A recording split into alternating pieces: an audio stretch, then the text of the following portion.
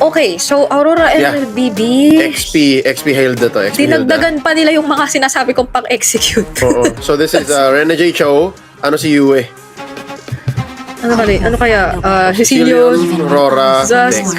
Vexana. Okay. Kailangan nila ng easy execute na skills tsaka burst para mas madali yung pag soul saver ni Suyo. Tsaka super ganda niyan, show Vexana. Parang pwede mo i-layer yan agad pagka may nahanap kayong magandang target. So, eto na, Gamer Pack Chiefs, sino ang inyong gold laner? May Harith pa naman, ayun. Yep. Kanina pa yun eh. Hindi nila naman inatake ng Sige. Aurora. So, Gamer Pack Chiefs, very box reliant, no? Very Oo. box heavy approach to the team fighting. Aurora naman, basta makahanap sila ng pick-off. So pick-off sila. And, syempre mapa. Di ba? You have the global presence of the Moskov. Tapos, ang bilis umikot ni Hilda. Yeah. At ano naman yan, meron naman sila magiging Eternal Guard just in case. Malaki-laki ang magiging responsibilidad dito. Coast to coast, tuloy, 4v4 to, sa baba. Okay, may nakikita tayo kaganapan dito. Napaka-low na ni Cyprus. Demon Kite, level 4 na rin naman. Si Anathan ay hindi pa. So wala pang Ugi Shadow Kill. Pero grabe, sumakto doon yung stun. Wala kay Demon Kite. First blood onto the jungler. At makakadalawa ang Aurora. Nasama pa si Aluka.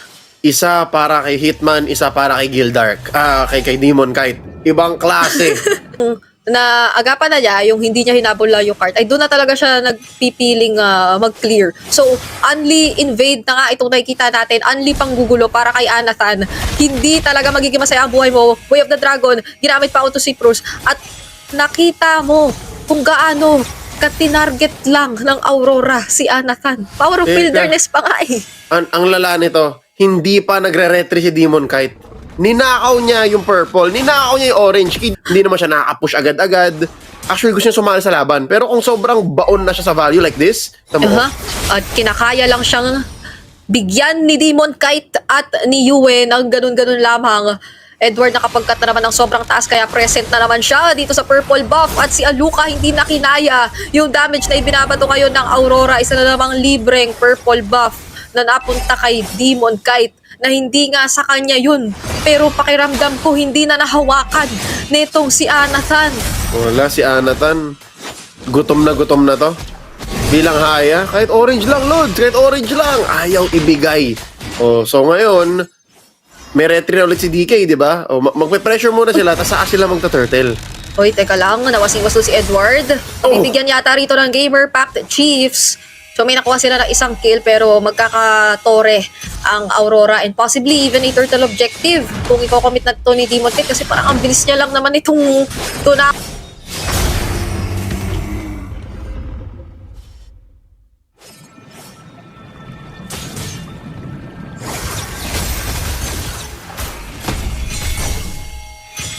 Kasi, tama, kompleto sila sa mapa. Pero kita mo yun, Bri, nag-focus sila sa waves. Kasi at least yun, sure, na hindi tayo mamamatay, tas may XP gold pa tayo. Ganun kalala ang sitwasyon para sa Gamer Pack Chiefs. Yep. 5 minutes pa lang, parang nagtatago na sila sa torre. Or at least nagmaman-to-man defense na sila. And talagang kinakailangan na napakarami resources ang i-allot ng Gamer Pack Chiefs para lang makagawa ng mga paunti-unting depensa.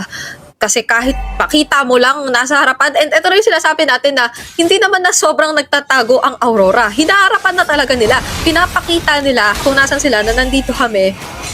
Pero at the end of the day, hindi ka pa rin masyadong makakahanap ng way or ng engage ko ikaw ang Gamer Pack Chiefs. Kasi given naman na nakasulat na rin dito yung lamang na hawak-hawak ng Aurora. So definitely, mag-think twice ka. Kung ikaw Gamer Pack Chiefs, parang maghihintay ka ng pagkakamali. Pero at this point, sino ang mahanap at mabibigyan ng sobrang magandang punish? Nandun yung final slash, ginamit na ni Riley, pero napakaganda ng Deathly Graphs. At ngayon ay mapaparusaan pa yata ni Domeng Kite! Pero magkakasabayan lang sila dito ni Yue. Pumasok na nga si Demon Kite with the Blade Surge. Triple kill pala yun para dito sa jungler ng Aurora MLBB. At ganun-ganun lang. May isa kang kapalit, pero nagibabaw na naman ang Aurora. Na-push nila yung tier 1 sa mid. Yung top din pabagsak na. May wave sa baba. And siguro kung nagkapalit lang si Aluka tsaka si Arise tapos tinamaan ng Queller ni Demon Kite, tapos. So you see here, 8,000 gold lead na. Wala pang 8 minutes ha. So yung farm ng Aurora dito, more than 1,200 OMG. per minute. Approaching 1,200 per minute. And So, ganun kabilis. 6K to 2K ang difference ni Demon Kite at ni Anathan. At this point na 6 minutes into the game tayo or Full 7 item minutes yun. na nga. Full item yun.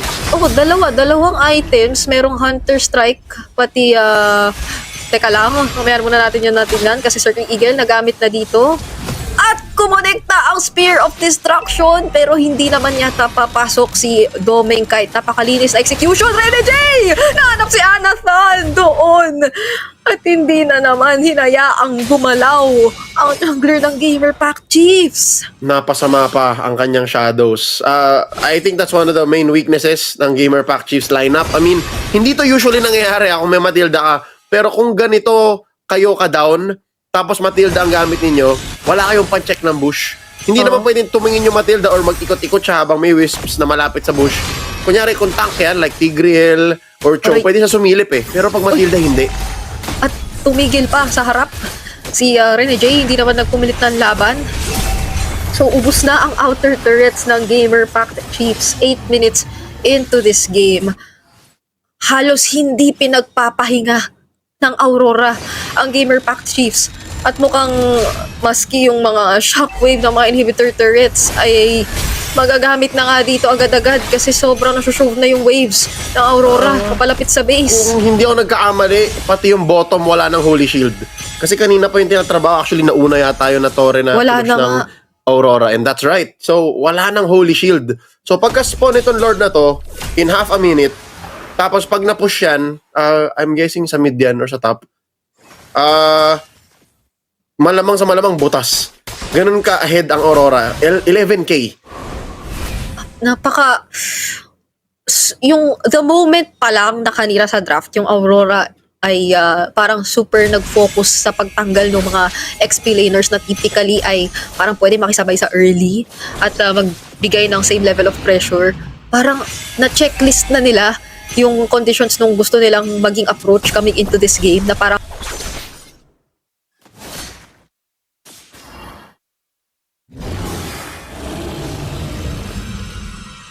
hindi na rin nila pina-level 12 or level 12, level 2 yung Lord o kung Nope. ano man. Diretso. First Lord pa lang yan. That's the first Lord. 9 minutes pa lang pala tayo. Yeah. Feeling mo, dapat second Lord na yan. Pero sa bilis ng laro ng Aurora, wala pang Lord yun. Wala pa. Oo. Wala pa pala guys. Talking about that master stroke in the draft, 'di ba? Nabanggit mo na parang ang plano na talaga pahirapan yung XP, i-choke out yung side ng mapa na yon para kung ano mang i-pick ni Riley is mabubugbog siya ni Edward. Mind you, wala pang Hilda nun. Inantay nila yung Arlot, 'di ba? Inantay nila hanggang dulo tapos Oo wala nga. kayo, anong gusto nyo? Tapos kung ano man yung ma-pick, talagang bubugbugin nila. Wow! So paano kaya kung iba yun? Pero paano rin kaya kung mabuhay pa dito si Riley? Kasi hindi na mangyayari yun. Pinatumba na agad ng Aurora MLBB. Spear of Destruction kumonekta pero hindi naman magte-teleport doon. Si Domeng Kite focus na agad sa mid lane inhibitor turret at kumpleto ngayon ang daladala ng Aurora MLBB. Potentially ay baka i-attempt na nilang tapusin ito. Soul Sever, pinatumba na nga doon si Aluka at hindi na pinatagal ng Aurora ang game number 1. Fastest game yet for today. 10 minutes 21 seconds. Panalo ang Aurora MLBB.